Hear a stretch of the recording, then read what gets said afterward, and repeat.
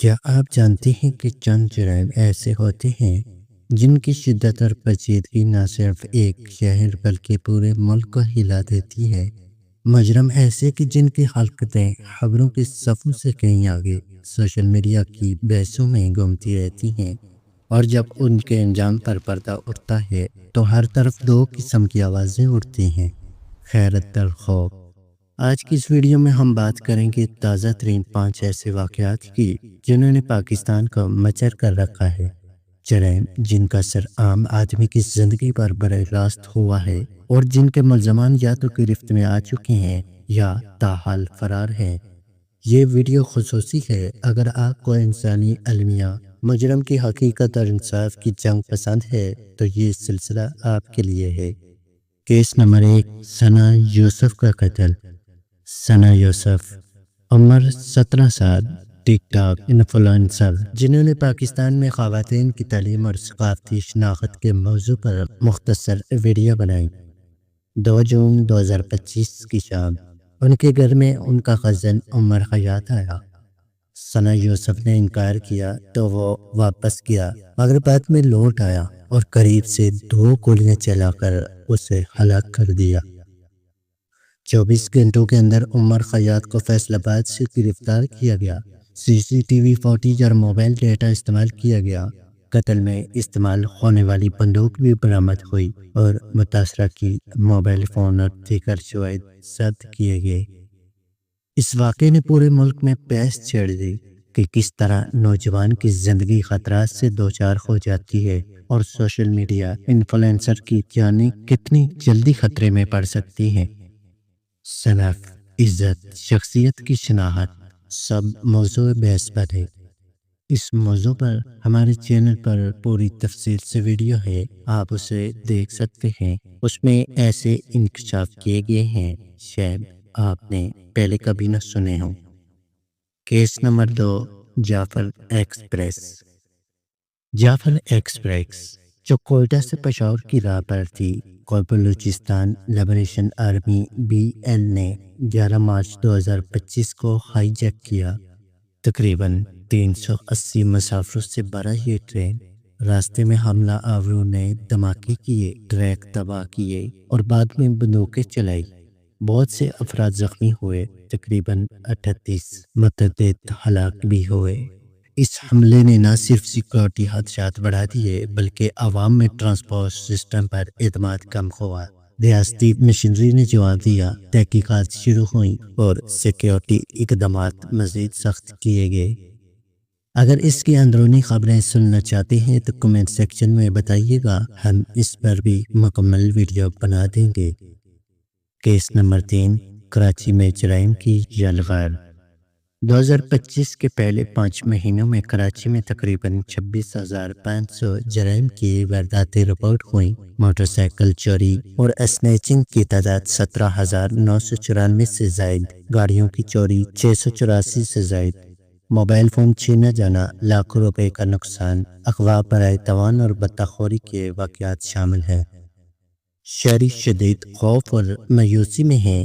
سوال یہ اٹھتا ہے کہ قانون نافذ کرنے والے ادارے کہاں ٹھہر گئے؟ کیا کمیونٹی پولیسنگ ناکافی ہے؟ پولیس کی کوششیں بھی رپورٹ کی گئیں لیکن بہت کچھ ابھی بھی کرنے کو باقی ہے۔ کیس نمبر 4، رفیق پھیکی کا انجام۔ رفیق معروف مجرم پھیکی کے نام سے مشہور، جس پر لاہور، شیخ پورہ اور قصور سمیت کئی علاقوں میں قتل، اغوا برائے تاوان، دہشت گردی، بطخوری اور دیگر سنگین جرائم کا الزام تھا۔ ماڈل ٹاؤن لاہور میں پولیس نے ایک آپریشن کیا۔ رفیق کو ہتھیاروں اور چھینی گئی املاک کے ساتھ گرفتار کرنے کی کوشش پر فائرنگ ہوئی۔ ان کے ساتھیوں نے انہیں چھڑانے کی کوشش کی، مقابلے میں رفیق مارا گیا۔ اس کی گرفتاری سے پہلے گینگ کا نیٹ ورک وسیع تھا۔ وہ سوشل و معاشرتی طور پر خوفزدہ ماحول پیدا کر رہا تھا۔ اس کی موت نے کچھ لوگوں کو تسکین دی، مگر سوالات ابھی بھی باقی ہیں کہ اس طرح کی گینگز کو کیسے اتنے عرصے تک بلا روک ٹوک کام کرنے کی اجازت ملی۔ اگر یہ سب کچھ جاننا چاہتے ہیں تو کمنٹ سیکشن میں رفیق پھیکی لکھ دیجئے، اس پر بھی مکمل ویڈیو ہم بنا دیں گے۔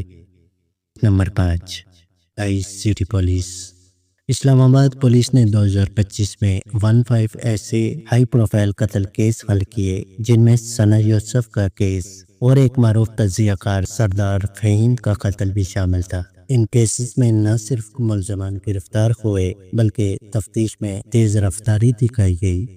پولیس نے مختلف اسٹیشنز اور عہدوں پر کام کرتے ہوئے مشترکہ آپریشن کیے، عوامی اعتماد جیتنے کی کوشش کی گئی اور حکومت نے بھی تفتیشی ٹیموں کی تعریف کی۔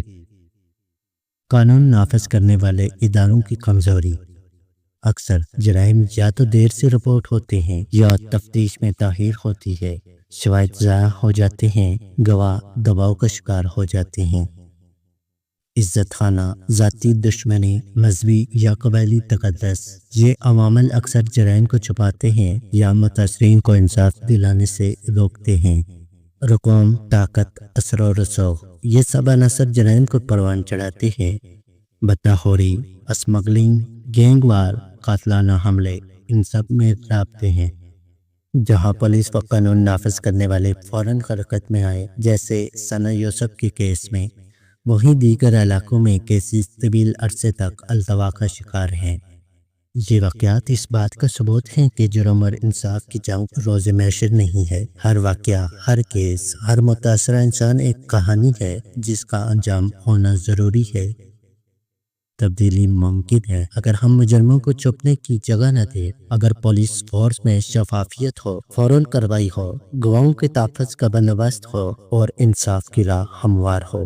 عوام کو حقائق جاننا چاہیے، ذمہ داروں سے مطالبہ کرنا چاہیے، خاموشی توڑنی چاہیے۔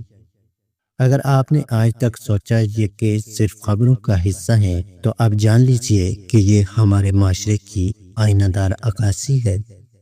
ڈارک پاور فائلز ایسے واقعات لاتا رہے گا، سچ کے پردے ہٹائیں گے، جرم کے خدوحال کھولیں گے، انصاف کی آواز بلند کریں گے۔